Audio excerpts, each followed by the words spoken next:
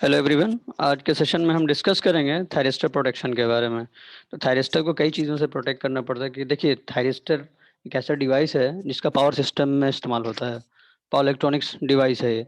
तो power system में कई तरह के एब्रप्ट और एबनॉर्मल कंडीशंस हमें देखने को मिलती है, जैसे ओवर करंट होना, ओवर वोल्टेज होना। ठीक है, ये बहुत कॉमन है कि वोल्टेज अपने किसी भी वजह से स्विचिंग के दौरान हो या किसी वजह से, तो करंट का ज़्यादा अपने लिमिट से एक्सीड करना या वोल्टेज का अपने रेटिंग से एक्सीड करना, ये बहुत आम बात है पावर सिस्टम में।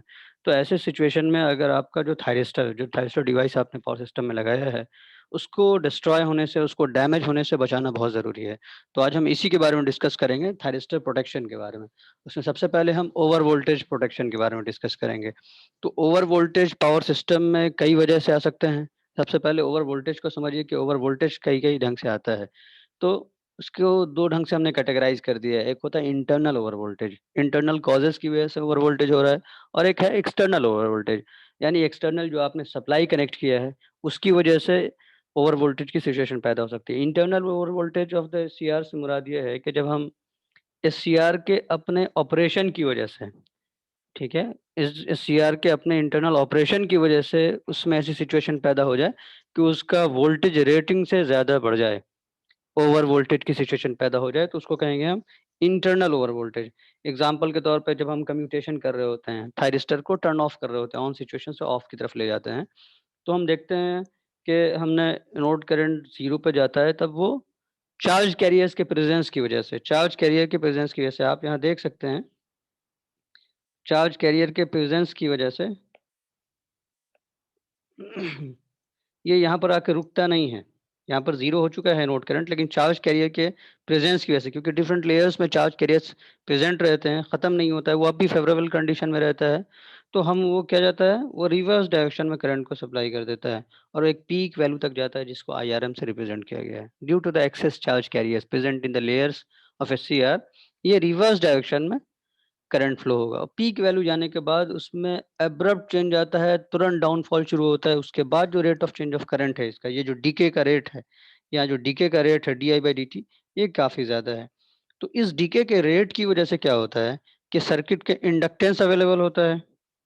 सर्किट में, आपके इंडक्टर सर्किट में इंडक्टेंस हमेशा होगा कुछ ना कुछ, ठीक है?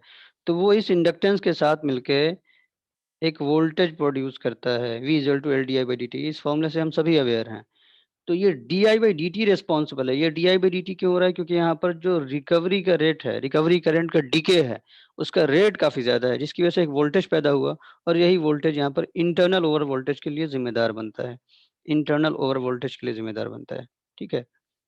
इसी ढंग से अब एक्सटर्नल ओवर वोल्टेज की बात करेंगे, तो एक्सटर्नल ओवर वोल्टेज का मतलब हो गया कि thyristor alone is not responsible, यानी थायरिस्टर के लिए रिस्पॉन्सिबल नहीं है, लेकिन थायरिस्टर जिस सर्किट में लगा है, उस सर्किट में ऐसी सिचुएशन पैदा हो सकती है जिसकी वजह से ओवर वोल्टेज हो जाए। जैसे ट्रांसमिशन लाइन्स में कोई भी वजह हो सकती है ओवर वोल्टेज होने की, ठीक है? आपके सर्ज उसमें पास हो जाएँ, तो इससे ओवर वोल्टेज, ओवर करंट की सिचुएशन पैदा हो जाती है।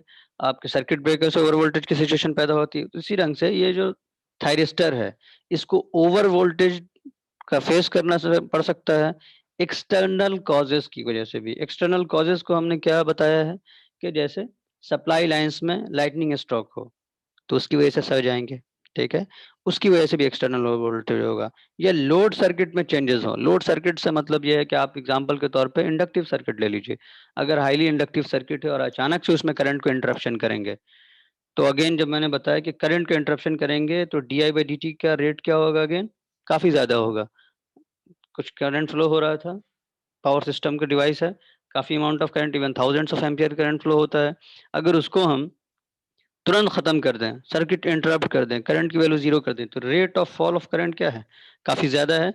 तो rate of fall of current की वजह से वहाँ पर L di/dt की वजह से अगेन ओवर वोल्टेज की सिचुएशन पैदा हो जाएगी।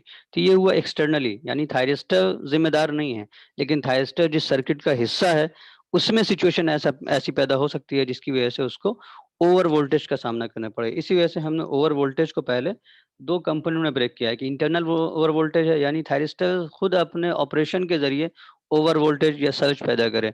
एक्सटर्नल क्या है, जो जिस सर्किट में कनेक्टेड है उस सर्किट की सिचुएशन ऐसी पैदा हो जाए जिसकी वजह से ओवर वोल्टेज हो। इंटरनल के लिए हमने आपको एग्जांपल दिया कम्यूटेशन का, क्योंकि कम्यूटेशन के दौरान रिवर्स रिकवरी करंट फ्लो होता है और वो अपने पीक करंट पर पहुंचने के बाद जो डीके होता है उसके डीके का रेट काफ़ी ज़्यादा होता है, जिसकी वजह से एक ओवर वोल्टेज प्रोड्यूस हो जाता है, उसको इंटरनल ओवर वोल्टेज कहेंगे। फिर सर्किट में जिसमें हमने थायरिस्टर लगा रखा है उस सर्किट में सिचुएशन ऐसी पैदा हो जाए, यानी लाइटनिंग स्ट्रोक आ जाए सप्लाई लाइंस में, या नहीं तो लोड सर्किट जिसका एग्जांपल मैंने दिया आपको कि थायरिस्टर सॉरी इंडक्टिव सर्किट का अगर हम इस्तेमाल करें तो इंडक्टिव सर्किट में अगर हम करंट को इंटरप्ट करें तो उसमें D I by D T काफ़ी ज़्यादा होगा, rate of change of current. ठीक है, काफ़ी करंट फ्लो हो रहा था उसको हमने एकदम रिड्यूस करके ज़ीरो कर दिया तो फॉल काफ़ी ज़्यादा हुआ, तो D I by D T काफ़ी ज़्यादा होगा, जिसकी वजह से अगेन उसके अंदर एक वोल्टेज पैदा होगा V is to L D I by D T, और ये भी एक ओवर वोल्टेज की वजह बनेगा, तो इसको एक्सटर्नल ओवर वोल्टेज में हम कहेंगे। तो आखिर अब हम इसका सॉल्यूशन क्या करें? हमारे पास इंटरनल ओवर वोल्टेज है, हमारे पास एक्सटर्नल ओवर वोल्टेज है। हम जानते हैं कि ओवर वोल्टेज कोई अच्छी चीज़ नहीं है, हालांकि थायरिस्टर की रेटिंग हमेशा 2 गुना 3 गुना एक्स्ट्रा रखी जाती है उसके मैक्सिमम से, लेकिन ओवर वोल्टेज अगर उससे ज़्यादा एक्सीड करेगा तो क्या होगा? आपका थायरिस्टर डिस्ट्रॉय हो जाएगा, आपके जो डिवाइसेस आपने लगा रखे हैं वो डिस्ट्रॉय हो जाएंगे। तो हमारे पास ज़रूरी है कि हम ऐसा कुछ मीन्स लगाएं ताकि हम ओवर वोल्टेज से अपने थायरिस्टर को प्रोटेक्ट कर सकें। तो यहाँ हम करते क्या हैं, हम यहाँ पर स्नबर सर्किट भी इस्तेमाल करते हैं, हम यहाँ वेरिस्टर भी इस्तेमाल करते हैं। ठीक है, वोल्टेज क्लैंपिंग डिवाइस भी कहते हैं वेरिस्टर को, कि वोल्टेज को क्लैम्प कर देता है, फिक्स कर देता है। ठीक है, सर्टेन वैल्यू से ऊपर बढ़ने नहीं देगा। तो स्नबर सर्किट हम ऑलरेडी आपसे डिस्कस कर चुके हैं, फिर एक बार मैं बता दे रहा हूँ कि स्नबर सर्किट में होता क्या है कि किसी भी स्नबर सर्किट में करते क्या है कि जैसे आपका थायरिस्टर है, इस थायरिस्टर के पैरेलल में हमने एक रेजिस्टेंस और एक कैपेसिटेंस कनेक्ट कर दिया हुआ होता है। रेजिस्टेंस और कैपेसिटेंस डिजाइनिंग इस ढंग से की जाती है कि जो rate of change of voltage है, rate of charging of thyristor है, वो कम रहे, ताकि इसके क्रॉस इस थायरिस्टर के cross DV by D T ज़्यादा हाई ना हो सके। ठीक है, हमको डिज़ाइन इस ढंग से करना होता है इस रेजिस्टेंस इस कैपेसिटेंस का, ताकि जो कैपेसिटेंस का चार्जिंग है वो कैपेसिटेंस का चार्जिंग स्लो हो। ये एक्चुअल में इंटरनल ओवर वोल्टेज के लिए एक लोकल पाथ प्रोवाइड करता है, इसको छोड़ के ये एक लोकल पाथ प्रोवाइड कर देता है ये स्नबर सर्किट। ठीक है, यहाँ पर लो चार्जिंग रेट की वजह से यहाँ पर इंटरनल ओवर वोल्टेज से हमारा एससीआर प्रोटेक्ट हो जाता है। हमारा आरएस जो है, जो सीरीज रेजिस्टेंस लगाया है, हमने ऑसिलेशंस को डैम्प आउट करने के लिए किया हुआ होता है। ऑसिलेशंस होते हैं यहाँ पर, जिसको डैम्प आउट करने के लिए हम सीरीज रेजिस्टेंस लगाएंगे कैपेसिटेंस के लिए।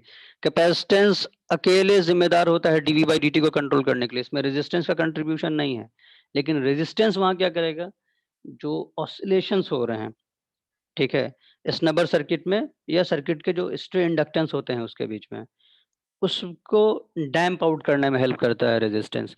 आप शुरू से आप जो चीज़ें या 10th में 12th में पढ़ा भी होगा आप लोगों ने कि कैपेसिटेंस क्या होता है, सडन चेंज इन वोल्टेज को अपोज करता है, rate of change of voltage को अपोज कर रहा है। तो एग्जैक्टली यही काम कर रहा है कैपेसिटेंस, डीवी बाई डी को कंट्रोल करने का काम कर रहा है।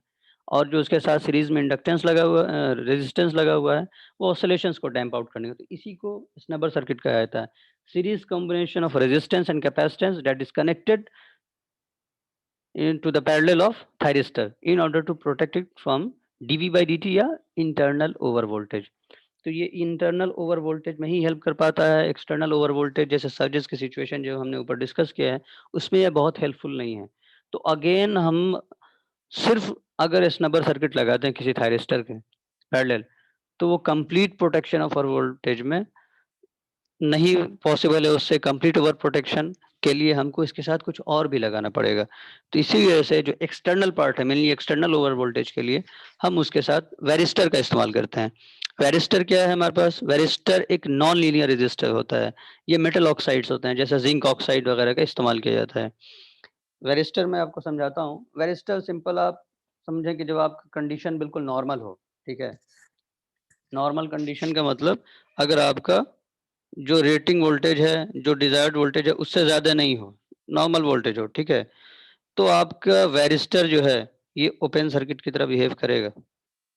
ठीक है, ओपन सर्किट की तरह बिहेव करेगा। ये भी अगेन हमने थायरिस्टर के पैरेलल में लगाया हुआ है। ये ओपन सर्किट का बिहेव करेगा तो जो भी आपका सप्लाई है वो इधर से गुजर जाएगा, जो वोल्टेज आ रहा है, ठीक है। लेकिन जैसे ही अगर कंडीशन एबनॉर्मल हो जाए, यानी एबनॉर्मल कंडीशन यानी ओवर वोल्टेज की सिचुएशन पैदा हो जाए, ओवर वोल्टेज के सिचुएशन में क्या करेगा, ये थायरिस्टर के पैरेलल में लगा हुआ है, ये बिल्कुल शॉर्ट हो जाता है। तो जैसे ही शॉर्ट होगा तो एक अल्टरनेट पाथ प्रोवाइड कर दे रहा है कि जो भी हमारा, तो इधर से हमारा फ्लो हो। ये हमारा थायरिस्टर प्रोटेक्टेड रहेगा एबनॉर्मल कंडीशन में। तो यही काम है वैरिस्टर का। ये है क्या चीज़, ये एक नॉन लीनियर रेजिस्टर है। नॉन लीनियर रेजिस्टर है, मेटल ऑक्साइड्स का इस्तेमाल किया जाता है, जिंक ऑक्साइड वगैरह का, ठीक है। इसकी कैरेक्टरिस्टिक कैसे है, जैसे जैसे वोल्टेज बढ़ेगा इसका रेजिस्टेंस क्या होगा, इसका रेजिस्टेंस इस ढंग से आएगा, इनवर्स कैरेक्टरिस्टिक होगा। वोल्टेज बहुत कम है तो ऑलमोस्ट ये जीरो होगा, ठीक है। वोल्टेज सॉरी वोल्टेज बहुत कम है तो ये क्या चीज़, रेजिस्टेंस ऑलमोस्ट इन्फिनिटी होगा, जो कि ओपन सर्किट से हम यहाँ रिप्रेजेंट कर रहे हैं। आइडियली ओपन सर्किट हुआ, और अगर आइडियली बात नहीं करेंगे तो इसमें सिर्फ से लीकेज करंट फ्लो हो रहा होगा। लेकिन अगर हम वोल्टेज की वैल्यू को काफ़ी बढ़ाएं, ओवर वोल्टेज की सिचुएशन पैदा हो, तो ये शॉर्ट सर्किट हो जाता है, इसका रेजिस्टेंस बहुत कम हो जाता है, ये बहुत लो इम्पीडेंस ऑफर करता है और एक अल्टरनेट पाथ प्रोवाइड करता है ताकि हम ओवर वोल्टेज से थायरिस्टर को बचा सकें। तो इसी वजह से हमको जब भी ओवर वोल्टेज से प्रोटेक्शन करना होता है थायरिस्टर का, तो हम हमेशा combination of both snubber circuit as well as varistor को हम इस्तेमाल करते हैं। इन दोनों को कंजंक्शन में इस्तेमाल करेंगे और इसको हम थायरिस्टर के पैरेलल में लगा देंगे। आप स्नबर सर्किट हमने आपको बता दिया है, और ये हमने आपको वैरिस्टर भी बता दिया है बेसिक, कि वैरिस्टर किस ढंग से ऑपरेशन करता है। मेटल ऑक्साइड्स का इस्तेमाल करते हैं वैरिस्टर में, ठीक है। एक्सटर्नल वोल्टेज और इंटरनल ओवर वोल्टेज की वजह से डेवलप होता है। ये चीज़ें मैंने अब आपको बता दी हैं। अगर इस चीज़ को समझने में आपको कोई दिक्कत है तो आप मुझे ज़रूर इस चीज़ के बारे में बताइए, मैं इसके बारे में दोबारा डिस्कस कर लूँगा। Thank you.